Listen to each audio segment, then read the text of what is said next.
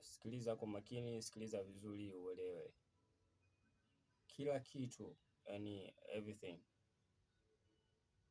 kilichopo kwenye uso wa dunia kinaishia kwenye udongo.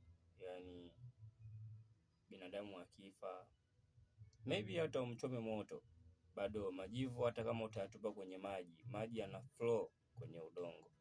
So I think kila kitu kinaishia kwenye udongo.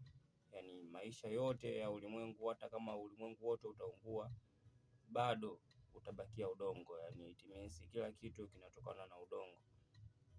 Kwa mfano mzuri ni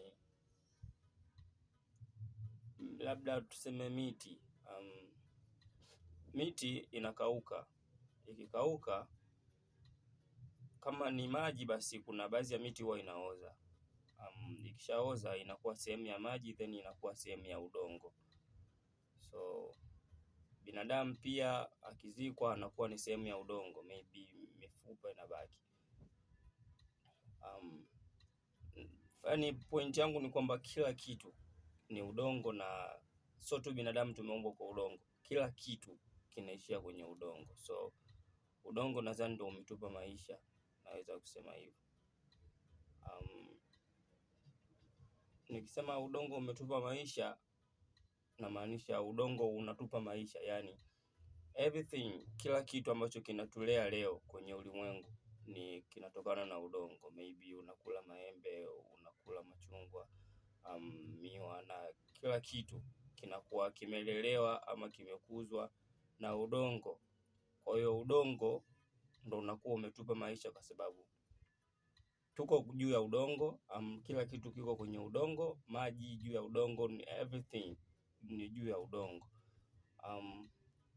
Ingawa kuna venye vinatoka juu, mfano mvua, jua, mbaramwezi, nyota na vinginevyo, lakini sisi kama sisi tunategemea chini, yani tunategemea udongo ili utupe maisha. Leo nilenga kuzungumzia hilo au kuwajuza hilo watu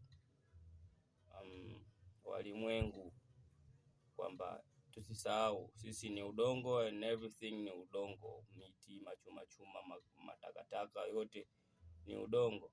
But duniani vile ambavyo tunaishi, miti haipambanii ubingwa. Nadhani maji hayapambanii ubingwa. Vitu vyote ambavyo vinatuzunguka havipambanii ubingwa kama wanyama na kadhalika. Binadamu peke yake ndo tuko hapa kupambania ubingwa au kushinda, kuona kwamba mimi naweza kuwa sahihi, kuwa perfect kumzidi mtu mwingine, kuzidi wengine, au taifa hili moja kuwa zidi jingine. Tumejitengenezea vitu vingi, vote vilikuwa vinalenga ushindani ama upinzani wa kuonyesha mimi ni bora kumzidi mwingine. Hata kama tutafanana kwa rangi ya ngozi, nywele, na vitu vingine, kwa sababu sisi ni wamoja, wote ni kitu kimoja. Yani wote tunatembelea miguu, hata kama itakuwa meupe, itakuwa meusi, itakuwa ya njano, ya kijani na kadhalika, lakini ni miguu. So tuna move kupitia miguu kama ambavyo mwingine ana move, lakini tupo kushindana, tupo kuonyeshana kwamba mimi naweza kuwa bora kuzidi mwingine.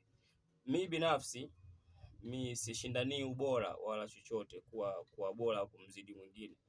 Mimi ninachojua, mimi sihitaji ushindi wala sishindani na mtu yoyote, sishindani na chochote. Ulimwengu ni wenye kutuhurumia sana sisi. So ukiamka asubuhi, kila kitu ambacho kinakuzunguka usiku mzima ambapo ulikuwa umefumba macho, kuna uwezekano venyewe vilikuwa vinafanya kitu kingine tofauti na wewe. Alafu vitakuwepo pale ambako wewe akili yako imehifadhi kwamba hiki kilikuwa hapa, hiki kilikuwa hapa, hiki kilikuwa hapa. Na hata kingine kama kitamove, kitasogea kuwa sehemu nyingine wakati umeamka kipo kwingine, unaweza pia usikumbuke kwamba hiki kilikuwa hapa. Ingawa kuna vingine utakumbuka kwamba mbona kama hiki niliweka hapa, hiki hivi, lakini hautajaji sana, utaona tu kama ni chombo labda pengine ulihamisha jana yake. So hapo tunakuwa tunadili na kumbukumbu, kukumbuka. Tunaweza tukachambua vitu vingi, tukaongea vitu vingi. Kwa video hii moja haitoshi. Kama kuna mtu ana swali unataka kuuliza, unaweza kuuliza swali ambalo linalenga kitu chochote cha kiulimwengu, unaweza kujibiwa.